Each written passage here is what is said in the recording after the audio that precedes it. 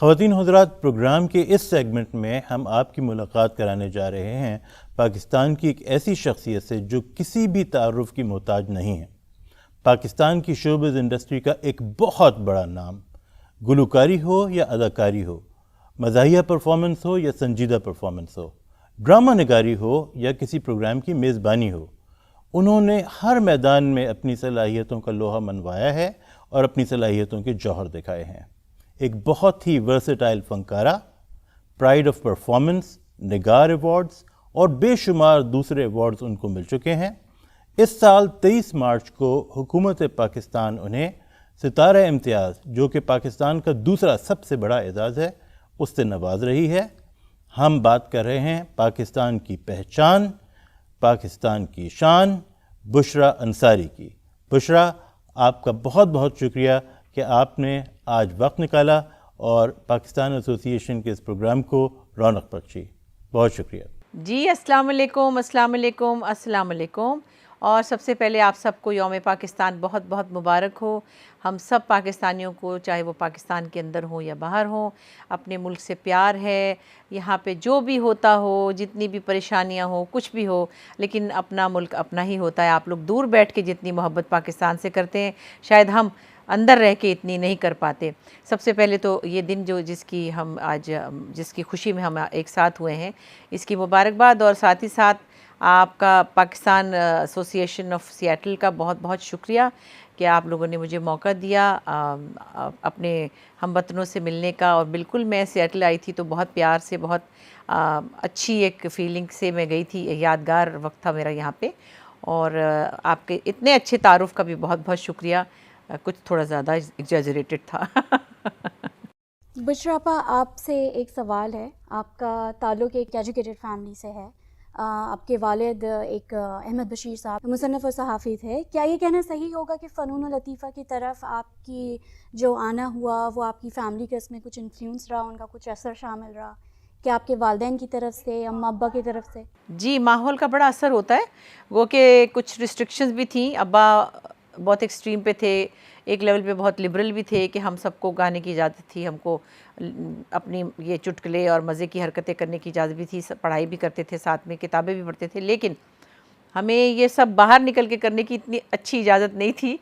Television पे बहुत मुश्किल से मैं गई थी बच्चों के प्रोग्राम में, बाकी बहनों को इजाज़त नहीं थी। लेकिन बहरहाल घर के माहौल में आस-पास जो एक कहते हैं ना, एक ऐसा एसेंस था घर में, म्यूज़िक और लिटरेचर का एक ऐसा माहौल था जिसके अंदर हम सांस लेते थे और हम उसमें जीते जागते थे और सोते जागते थे। सो उसका कुछ ना कुछ असर तो हुआ है। गो कि मुझे लगता है कि जितने पढ़े लिखे वो थे, उनके मुकाबले में उस तरह की, मैं कहती थी कि आप इतने पढ़े लिखे, हम आपकी इतनी पढ़ी लिखी बेटियां नहीं हैं, क्योंकि उन्होंने सबकी शादियां कर दी, किसी की एमए के बाद, किसी की बीए के बाद। तो एक नॉर्मल सी हमने पढ़ाई की, जो इतनी ख़ास प्रोफेशनल पढ़ाई भी नहीं थी। अच्छा, हम प्रोग्राम में सवालात का सिलसिला जो है वो थोड़ा आगे बढ़ाते हैं। बुशरा आपा, अच्छा, आपने जो टीवी के ऊपर काम किया, बहुत काम किया आपने टीवी के ऊपर, और बहुत अच्छा, बहुत कमाल काम किया आपने। लेकिन जो मज़ाहिया किरदार आपने अनवर मकसूद साहब के साथ और मरहूम मोइन अख्तर साहब के साथ किए, और अल्लाह ताला मोइन अख्तर साहब को अपनी जवार रहमत में जगह दें, आमीन आमीन। वो जो किरदार आपने अदा किए वो तो अमर हो गए, देवर क्लासिक्स। आप ये हमें बताइएगा बुशरा कि वो जो एक केमिस्ट्री बनी आपके दरमियान, अनवर मकसूद साहब के दरमियान और मोइन अख्तर साहब के दरमियान, वो कैसे बनी, बनते बनते बनी, और कैसे उसका आगाज़ हुआ? कब आपको ऐसा लगा कि this is a winning combination? Actually बहुत सी चीज़ें आप प्लान नहीं करते, वो आपकी डेस्टिनी में आ जाती हैं और आप उनको करते चले जाते हैं। अनवर साहब मुझसे बहुत पहले से लिख रहे थे। मैं इस्लामाबाद में थी। मैं फ़ारूक कैसर साहब के साथ पपेट शो में गाने गाती थी, पपेट्स के भी और अपनी आवाज़ में भी गाती थी, और मैं कुछ ना कुछ वहाँ पे मस्ती मजाक करती थी स्टूडेंट लाइफ में। जब मैं कराची आई तो ऑलरेडी वो 50-50 करते थे, फिर सेटायर ओरिएंटेड ह्यूमर था उनका। और जब मैं आई तो ज़ाहिर है सब ने मुझे बहुत इनकरेज भी किया और कहा कि भाई ये कोई टैलेंटेड है, और मतलब लोगों का प्यार था। कोई मुझे म्यूज़िक प्रोग्राम में बुला रहा था, कोई मुझे कॉमिक चीज़ों में, कोई सीरियस प्ले में। उसमें भी उनको जब लगा, मोहसिन अली साहब हमारे बड़े प्यारे डायरेक्टर थे, तो पहली बार मैंने शोशा में काम किया था, जिसमें मैं बिजली बनी थी और लैला बनी थी। वो एक नई सीरीज़ शुरू हुई थी, तो उन्होंने कहा कि भाई ये बड़े मज़े की है इससे, क्योंकि मैं कलियां में भी कुछ ह्यूमर करती हुई आई थी, तो ये तो नहीं था कि बिल्कुल ही मैं बहुत नई नहीं थी। उनको लगा कि इसके अंदर बड़ी शरारत है। तो फिर कुछ कैरेक्टर्स उन्होंने मुझे माइंड में रख के भी लिखे और कुछ फिर बनते चले गए। फिर अनवर साहब का जो टाइप ऑफ कॉमेडी था वो बड़ा, उसमें बड़े फिनेस था एक। अच्छा बुशरा आपा, इससे मुझे याद आया कि आपने जिक्र किया अनवर मकसूद साहब का, वो यहाँ पे आए भी थे, बड़े शफीक इंसान, हमारे साथ भी बड़ा अच्छा उनका बर्ताव रहा, बहुत अच्छा से मिले हमारे साथ। उन्होंने एक कैरेक्टर लिखा था जिसका अभी आपने जिक्र किया, बिजली का कैरेक्टर उन्होंने लिखा था, और आपने उसको क्या खूबसूरत तरीके से पर्सोनिफाई किया था बिजली को। अगर हमारे नाजरीन की, सामीन की कुछ फरमाइश है कि अगर आपको उसमें से कुछ याद हो, उस कैरेक्टर के कुछ मुकालमे या कुछ डायलॉग, और अगर आप हमसे शेयर कर सके तो दैट बी ग्रेट। स्पेशली मुझे याद पड़ता है कि कुछ आपने उसमें कौमी असम्बली का जिक्र किया था, तो कुछ उसमें से सुनाएंगी आप? अब आप देखिए कि ये खुशी की बात भी और अफसोस की बात भी है कि जो कुछ 30 साल पहले था वो रेलिवेंट है अब तक, यानी उसमें ये हमारा ह्यूमर चेंज नहीं करना पड़ा, क्योंकि अफसोस की बात है कि चीज़ें इंप्रूव नहीं हुई बल्कि और बस क्या बताएं, ढलान की तरफ चली गई। उसमें वो मुझसे सवाल करते कि अमेरिका आप किस लिए आई हैं, तो वो बिजली कहती है कि मैं अमेरिका आई हूँ कि मुझे बिजली की कुर्सियों का आर्डर मिला है, कुछ कुर्सियाँ लेने आई हूँ। तो सवाल करते हैं कि बिजली की कुर्सी वो कैसी होती है, कहने लगी नहीं किस लिए आई है, बिजली की कुर्सी का क्या करेंगे, कहती है बिजली की कुर्सी कौमी असेंबली के लिए लेने आई हूँ, ये जो कौमी असेंबली का मेंबर गलत ज़ुबान इस्तेमाल करेगा उसको उस पर बिठा के कमबख्त को वहीं के वहीं सज़ा दे दूँगी, चिकन टिक्का बन जाएगा। तो कहती है वैसे बिजली की कुर्सी होती कैसी है, कह लगी अल्लाह जाने कैसी होती है, जो भी इस पर बैठा बाद में बता नहीं सका था कैसी थी। तो वो कुछ उस हवाले से ये मज़े की चीज़ थी, लेकिन आज तक वो बिजली की कुर्सी की हमें ज़रूरत है कौमी असेंबली में। अब तो लोग एक दूसरे को जूतों से मार रहे हैं, अब तो माशाल्लाह और तरक्की हो गई। एक और उसी से रिलेटेड बात जहन में आती है, लूज टॉक प्रोग्राम जो अनवर मकसूद साहब ने किया मोइन अख्तर साहब के साथ, बड़ा ज़बरदस्त प्रोग्राम था, और ज़ाहिर है कि अब मोइन भाई जो हैं वो इस दुनिया में नहीं हैं। कभी आपकी अनवर मकसूद साहब से कोई इस पे बात हुई हो कि लूज टॉक या उसकी तर्ज का कोई प्रोग्राम आप दोनों स्टार्ट कर सकें या कर सकें, क्योंकि ये पॉसिबिलिटी तो थी, कभी सोचा इस बारे में? जी एक्चुअली हमने इकट्ठे शुरू किया था, तो हुआ क्या कि मैंने 15 से 16 शायद किए, और मुझे लगा कि मैं अपने आप को रिपीट करने वाली हूँ। मुझे छोटा सा इशू है कि मैं अपने आप को रिपीट नहीं करना चाहती, मैं अपने कैरेक्टर्स को चाहे वो साइमा चौधरी ही हो, मैं उसको साइमा चौधरी ही करूँगी, मैं उसका नाम बदल के नहीं करना चाहती। इसी तरह बहुत से कैरेक्टर्स थे, तो क्या है मेरी अपनी अपनी कैपेसिटी है, मुझे लगा 15 से 16 कैरेक्टर करें तो अब मैं रिपीट करूँगी तो वो मेरे लिए एक मुझे अच्छा नहीं लगेगा। लेकिन खैर हो सकता था। उसके बाद फिर काफ़ी गैप आ गया एक्चुअली, फिर मुइन करते रहे, मुइन ने तसलसल से किया, कुछ 300 के करीब उन्होंने माशाल्लाह कैरेक्टर किए, लुक्स किए, लेकिन कहीं कहीं दोबारा भी रिपीट हो जाता है, आखिर इंसान है ना, इंसान की कैपेसिटी होती, उनकी मुझसे ज़्यादा कैपेसिटी थी, लेकिन रेपुटेशन में आ गया। बुशरा आपा, आपने अपना शोबिज़ करियर बचपन में स्टार्ट किया था, और बचपन से रिलेटेड, उससे वाबस्ता कोई भी खूबसूरत सी याद जो आप हमसे शेयर करना चाहें, please, we would love to. बचपन में पहली बार मैं जब गई ना, मेरी अम्मी मुझे ले गई थी बच्चों के प्रोग्राम में, तो मैं बिल्कुल फ़्रॉक पहन के, पोनिया बना के, मेरे ख्याल में क्लास 4 में थी तब गई थी, और फिर थोड़े दिन में मैं बहुत प्रोमिनेंट बच्चों में आ गई, मैं बड़ा आगे वाला बच्चा था, कोई मतलब मैं टॉप बच्चों में आ गई, और मैं सिंगल गाने गाने लगी, सोलो सिंगिंग में, और मैं परफॉर्मेंस करने लगी। तो मैं उस टोले में से निकल के कोई अलग सी कोई अपने आप को चीज़ बन गई ना अपनी तरफ से उस ज़माने में। तो 20 रुपये मिले मुझे परी बनने के, और परी का गाना भी गाया, चांद नगर से आई हूँ मैं, बहुत से तोहफे लाई हूँ मैं। उसके बाद वो 20 रुपये वाला गाना जो था, अब रिकॉर्डिंग तो थी नहीं, तो मुझे पिंडी बुलाया गया लाइव, क्योंकि वो बड़ा हिट हुआ गाना, उस ज़माने में रिकॉर्डिंग सिस्टम नहीं था। फिर मुझे ट्रेन पे बुलाया गया कराची वही गाना गाने के लिए, तो समझे वो गाना मैंने 5 दफ़ा गाया, 2 दफ़ा इस्लामाबाद गई, 2 दफ़ा लाहौर में गाया, और 1 दफ़ा कराची में। मैं तो कोई मतलब जब पंजाबी में कहते फिट गई ना बिल्कुल, के पता नहीं मैं क्या ही बन गई हूँ ना। तो वो जो पहली बार 20 रुपये मिले थे, उसके आखिर में 90 रुपये मिल गए। अब जो सोचे कि ये बात है 68 की, तो 68 में एक बच्चे को 90 रुपये मिल जाए तो वो क्या करेगा, फिट जाएगा। मैंने अपनी अम्मी से कहा कि भाई ये मेरे पैसे रखें, और मुझे ये मेरे ऊपर ही सारे खर्च होंगे, मैं नहीं दूंगी किसी को, इसमें से कुछ भी नहीं खर्च होगा। खैर अम्मी ने कहा अच्छा, मैंने कहा मुझे घड़ी लेके दें। उन्होंने घड़ी लेके दी, मैंने कहा मेरे 90 रुपये की घड़ी आई, ऐसे बड़ी, मैं कोई सड़क पे सीना तान के चल रही, और मैंने गरारा पहन के साइकिल चलाई, तो वो घड़ी, मैं गिर गई तो घड़ी टूट गई। अब मैंने कहा 90 रुपये की घड़ी टूट गई, और मैं घर कैसे जाऊंगी। बस मैंने समझा उस वक्त तो पता नहीं 90 रुपये के 5 लाख ही होंगे, पता नहीं क्या होगा। खैर मैं कोई पास में एक दुकान थी, उसके पास गई, उन्होंने कहा जी ये 90 रुपए की नहीं 16 रुपए की नीलो घड़ी है। मेरी अम्मी ने धोखा किया मेरे साथ। मैं रोती रोती घर गई, मैंने कहा मेरे पैसे निकाले, बाकी के पैसे कहाँ हैं? ये नीलो घड़ी है 16 रुपए की, आपने मुझे 90 रुपए नीलो घड़ी। उन्होंने कहा रख के चपेट तेरे मुंह ते लानी है, चल दौड़ जाए तो। अच्छा बुशरा, आपने अभी जिक्र किया था अपने बिजली के कैरेक्टर का, हम तो आपसे सुनना चाहेंगे, इस तरह की बहुत सारी फरमाइशें आ रही हैं हमारे पास। एक और तस्वीर नज़र से गुजरी कि जिसमें आप और अनवर मकसूद साहब और मोइन अख्तर साहब तीनों के तीनों एक भैंस के साथ खड़े हैं स्टूडियो में। वो क्या माजरा था? वो भैंस वाकई स्टूडियो में आई थी और किस लिए आई थी? वो मैंने तस्वीर अभी डाली थी कुछ दिन पहले इंस्टाग्राम पे, कुछ अपनी पुरानी तस्वीरें मैं देख रही थी, मैंने कहा चल इन लोगों के साथ शेयर करती हूँ। नहीं वाकई वो भैंस थी सचमुच की। और वो कराची टेलीविज़न का जो स्टूडियो है उसका दरवाज़ा बहुत बड़ा है, वहाँ से वो हमारा समझे स्टूडियो का जो बैक यार्ड है ना, उसमें हमारे सेट का एक वो है वेयर हाउस टाइप है, तो काफ़ी बड़ी जगह है, वहाँ गाड़ियाँ ट्रक आते हैं, सामान लोड होता है। सो वहाँ हम गेट से भैंस लेकर आए और हमने उसको अंदर लाया।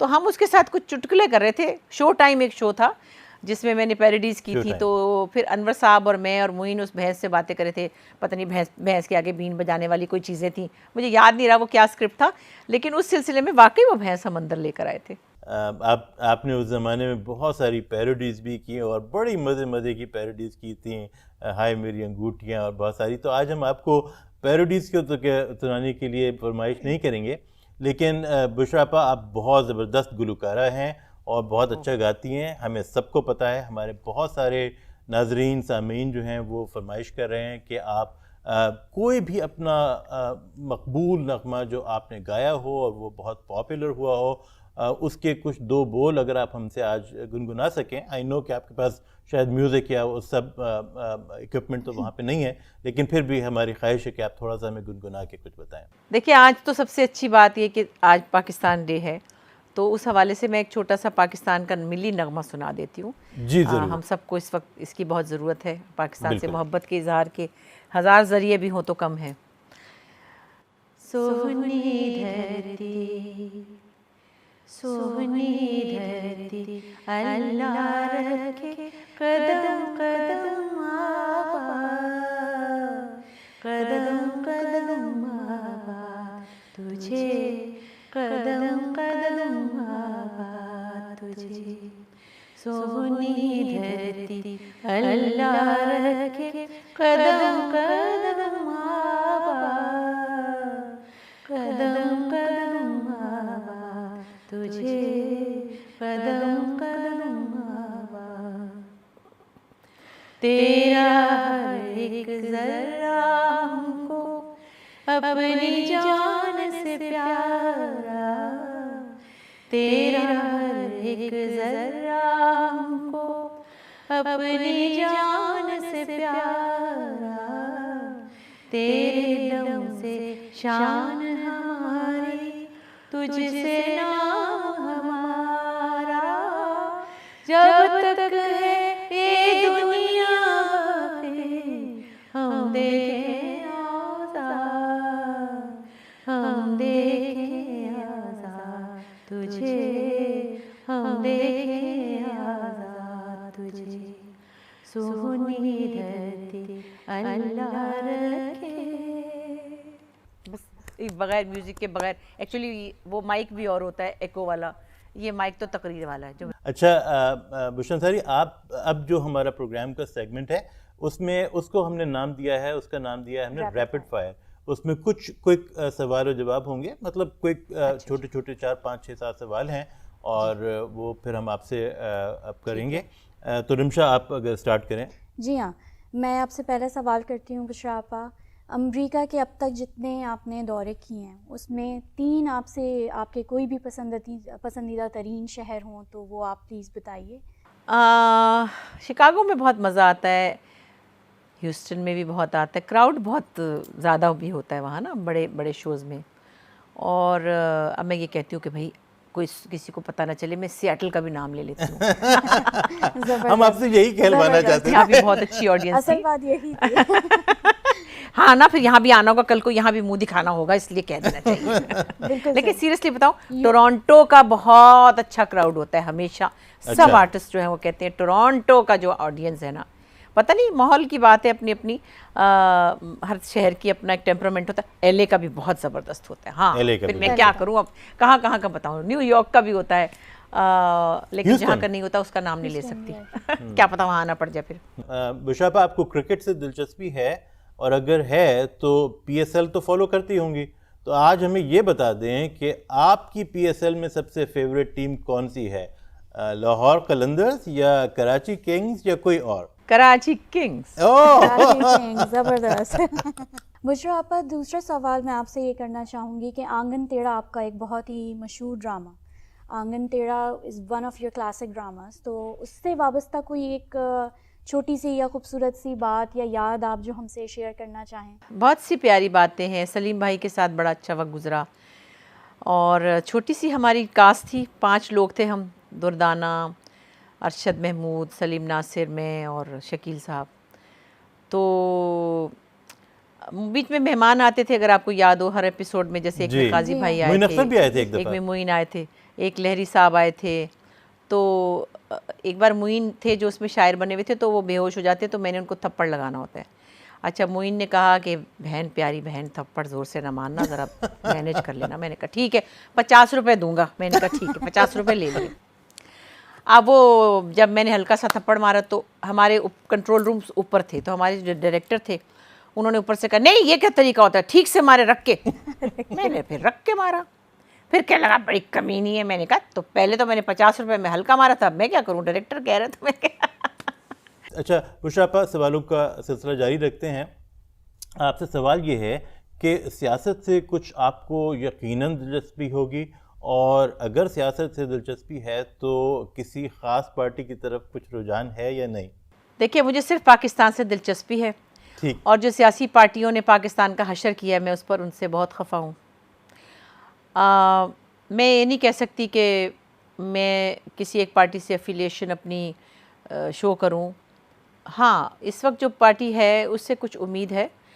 गो के लोग परेशान भी हैं, हम भी परेशान हैं, हम भी इफेक्टीज़ में हैं, हमने भी बहुत सभी भुगत रहे हैं। लेकिन मैं सिर्फ ये कहती हूँ कि अभी आधा वक्त गुजरा है, आधा वक्त रहता है।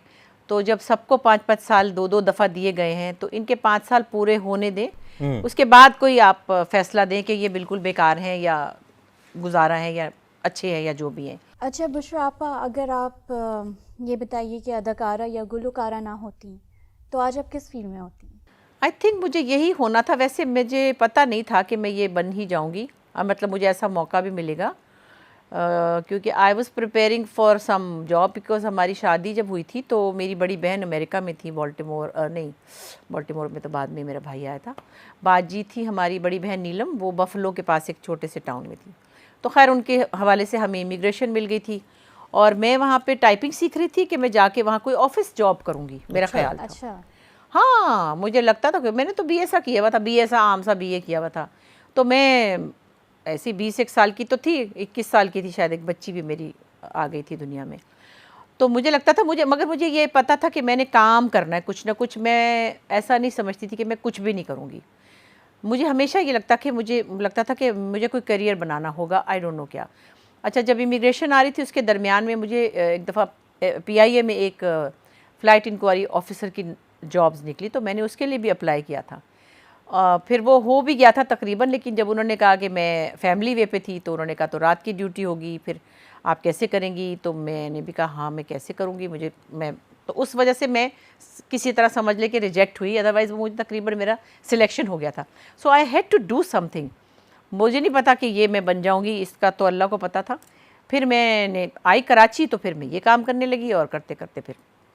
अच्छा बुशापा, ये बताइएगा कि ज़ाहिर है कि आप तो बहुत सीनियर मज़ाहिया फ़नकार हैं और बहुत सारा आपने उसमें काम किया, तो स्पेशली मज़ाह के हवाले से ही मैं पूछना चाहूँगा कि एज ए मेंटोर आप क्या देखती हैं कि आजकल कौन कौन से लोग बड़ा अच्छा मज़ाह का काम कर रहे हैं, या सटायर में या और तंज़ मज़ाह में? ये नहीं कि आप किसी को सिंगल आउट करें, लेकिन उन तमाम लोगों के जो आपके ख्याल में बड़ा अच्छा काम कर रहे हैं इस वक्त। सबसे पहले तो मैं कहूँगी हिना दिल पज़ीर। अच्छा। ये एक अजीब सा फिनोमेना है। कैसी मतलब भरपूर किस्म की वो एक्ट्रेस हमारे सामने आई और कितनी देर में आई। मैंने कहा कि माशाल्लाह तुम्हारी तलाक होनी थी तो ज़रा जल्दी हो जाती तो कितना अच्छा था, तो हंसती है। मैंने कहा मतलब जब लोग मुझे कहते हैं कि आप जैसा कोई नहीं, तो मैं कहती हूँ नहीं भाई, उन जैसा भी कोई नहीं है। सो वो एक बेमिसाल कॉमेडी के हवाले से बेमिसाल अदाकार हैं। इस वक्त आप देख लें कि इतनी डाइवर्सिटी मेरे में भी नहीं है जितनी उनके अंदर है। ठीक है, मैं और काम करती हूँ, लेकिन जो कॉमेडी के अंदर उन्होंने कैरेक्टर्स कर दिए हैं ना, उसका कोई मुकाबला नहीं है। एक बात। दूसरी, अब कॉमेडी जो बच्चे कर रहे हैं हमारे, बहुत स्पॉन्टेनिटी भी है बच्चों में, बहुत नेचुरल भी हैं और बहुत डिफरेंट तरह की कॉमेडी कर रहे हैं। लेकिन एक चीज़ उसके अंदर मुझे थोड़ी सी, अब ओल्ड स्कूल है ना, क्या करूँ, कुछ वल्गैरिटी आ गई है उसमें, थोड़ी लिमिट से बाहर हो जाती हैं बातें। लैंग्वेज में ABCD तक चले गए हैं बच्चे, और वो उस पर हंसी आती है उन लोगों को, हमें नहीं आती, आपको भी नहीं आती। एक मिज़ाह में तमीज़, तहज़ीब रखना बहुत ज़रूरी है, शाइस्तगी। हम मजाक करते थे, मजाक उड़ाते नहीं थे। बुशरा जी, हर इंसान की कोई ना कोई स्ट्रेंथ या कोई ना कोई वीकनेस होती है, ताकत या कमज़ोरी। आपसे पूछना चाहूँगी कि क्या चीज़ आपकी ताकत है, स्ट्रेंथ है, और क्या आपकी कमज़ोरी है? मेरा ख़्याल है अल्लाह ताला की करम से मेरा काम मेरी ताकत बन गया। मैंने नहीं सोचा था, मेरा काम, फिर लोगों का प्यार, उनकी अप्रिसिएशन मेरी ताकत बन गया। और मुसलसल, जिसे कहते हैं ना, मुसलसल अप्रिसिएशन मिलते रहना इतने सालों तक, उसकी आदत पड़ जाना, ये भी अल्लाह का एक करम है कि वो अल्लाह के फजल से लोगों के दिलों में, उनकी आंखों में प्यार अब तक है, और वो ताकत आपको देता है। अगर आप अप्रिशिएट ना होते हो और कुछ अरसे बाद आपको लोग भूल जाएं, फिर हाँ, मुझे चलते रहने का बहुत शौक़ है अपने काम के हवाले से। मैं नई नई चीज़ें सोचना चाहती हूँ। अभी भी मेरा दिल चाहता है कि मैं हैवी बाइक पे बैठकर, लड़के वाला वो एक मैंने रैप सॉन्ग गाया था, अगर आपको याद हो, इट्स माई लाइफ, रिफ्रेश करूँ। तो मेरा दिल चाहता है कि मैं दरख्त पे चढ़ जाऊँ, मैं हैवी बाइक पे बैठ के समंदर पे निकल जाऊँ। मुझे फिर याद दिलाना पड़ता है कि ज़रा 35 साल से ऊपर उम्र हो चुकी है। अच्छा अच्छा बुशरा, आप इतने फ़ॉरेन टूर्स करती हैं, बैरून मुल्क आपके बहुत दौरे होते हैं, और उसमें उन टूर्स में आपके साथ बहुत सारे आपके साथी भी होते हैं। तो आपसे पूछना ये चाहेंगे कि कौन से ऐसे फ़नकार हैं कि जिनके साथ टूर करके आपको मज़ा भी बहुत आता है, मतलब इट्स फ़न उनके साथ तो सारे टूर्स? पिछले कोई 20 सालों में शायद ज़्यादा मैंने बहरोज़ के साथ टूर किए। अच्छा। इत्तेफाक से अनवर साहब और मुइन जब जा रहे होते थे तो मेरा उन दिनों में उनके साथ बनता नहीं था कुछ टाइम। एक तो मेरी बच्चियों के अराउंड में चलती थी क्योंकि उनके एग्ज़ाम्स हैं, फिर उनको लेके जाती थी, मैं छुट्टियों में काम लेती थी, मैं जाती ही नहीं थी, उसके अलावा उनको छोड़ के नहीं जाती थी। तो फिर ज़ाहिर 2 महीनों में मैं जब जा सकती थी तभी जा पाती थी, वरना मैं नहीं जा पाती थी।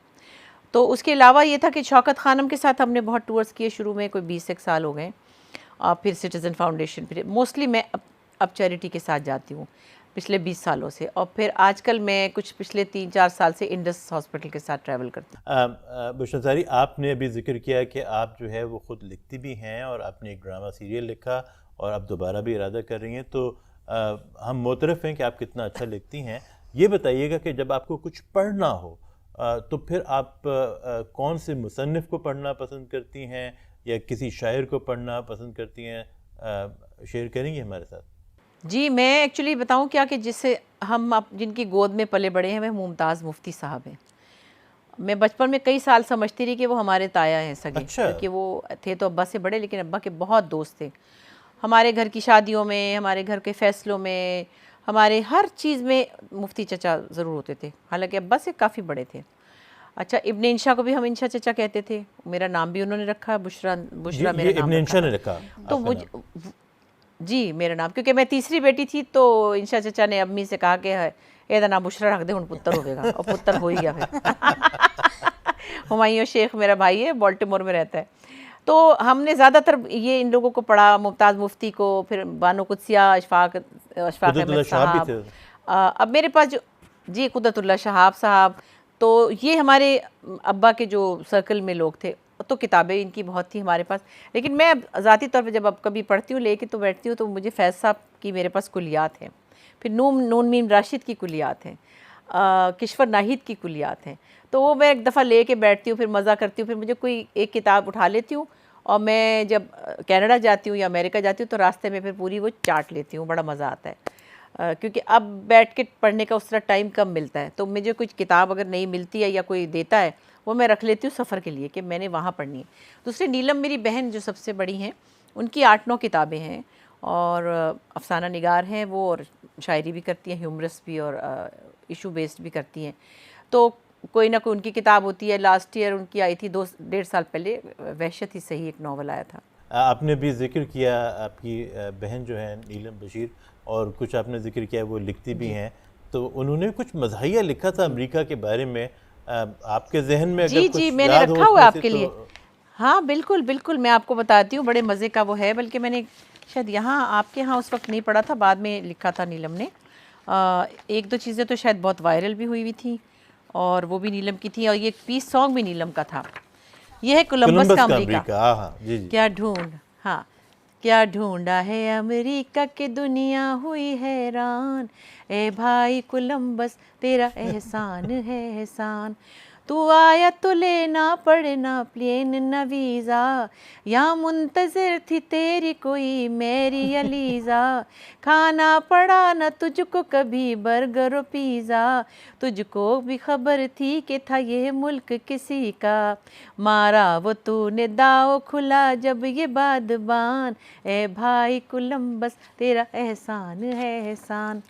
हम भी चले आए थे यहाँ पाक वतन से, घबरा गए और भाग लिए जबरो घुटन से, कोई न जी सके वहाँ अब चैन व अमन से, यूएस का वीज़ा करते हैं अप्लाई लगन से, मौका जो मिला मार लिया हमने तो मैदान, है भाई कोलंबस तेरा एहसान है एहसान। क्या बात बहुत है, ही क्या बात है, क्या ज़बरदस्त उन्होंने पिक्चर खींची है। बुशरा, आपसे ये वादा वो लेंगे, 20 साल अमेरिका में रहकर जी, गई हैं। बहुत ही रियल पिक्चर उन्होंने खींची और आपने बड़े अच्छे तरीके से पेश की। बुशरा, आपसे ये वादा लेंगे कि जब आप कभी अमेरिका आप आएंगी तो सियाटल आपने ज़रूर आना है। इंशाल्लाह इंशाल्लाह ज़रूर, अल्लाह चाहा तो मुलाकात होगी, कोविड चला जाए बस, फिर इंशाल्लाह, बस दुनिया अब जा रहा नॉर्मल है। होगी तो क्यों जी, नहीं। बुशरा, आपका दिल तो नहीं चाह रहा कि आपको जाने दिया जाए, पर प्रोग्राम के वक्त का तकाजा कुछ यूँ है कि जाना तो पड़ेगा। पर जाते जाते मैं आपसे एक बात ज़रूर कहना चाहूँगी कि हंसी मज़ाक के अलावा एक पॉजिटिविटी जो आप अपनी शख्सियत और अपने लफ्ज़ों के ज़रिए जो पूरी दुनिया में फैला रही हैं, ये भी एक बहुत बड़ी बात है जो मैं नहीं समझती कि हर कोई कर सकता है। अनवर मकसूद, बुशरा अंसारी, मोइन अख्तर साहब मरहूम, ये वो अदाकार हैं जिनके नाम सुनहरे लफ्ज़ों में लिखे जाएंगे। बुशरा अंसारी, आप जी, हमारे जी, जी, मुल्क बिल्कुल। पाकिस्तान का Thank you. सरमाया हैं, और हमारी दुआ है कि आप यूं ही हंसते रहिए, हम सबको हंसाते रहिए, यूं ही पॉजिटिविटी और very मुस्कुराहटें much. बिखेरते रहिए। और इसी नोट बहुत के साथ शुक्रिया। हम Pakistan association of greater Seattle और सियाटल कम्युनिटी आपसे इजाज़त लेना चाहेंगे। दुआओं में याद रखिएगा, अपना बहुत ख्याल रखिएगा। आप सबका बहुत शुक्रिया, बहुत शुक्रिया, और अल्लाह ने चाहा तो मुलाकात बिल्कुल, होगी। Thank you thank you so very much. Much. खुदा हाफिज़। खुदा थैंक हाफिज़। यू।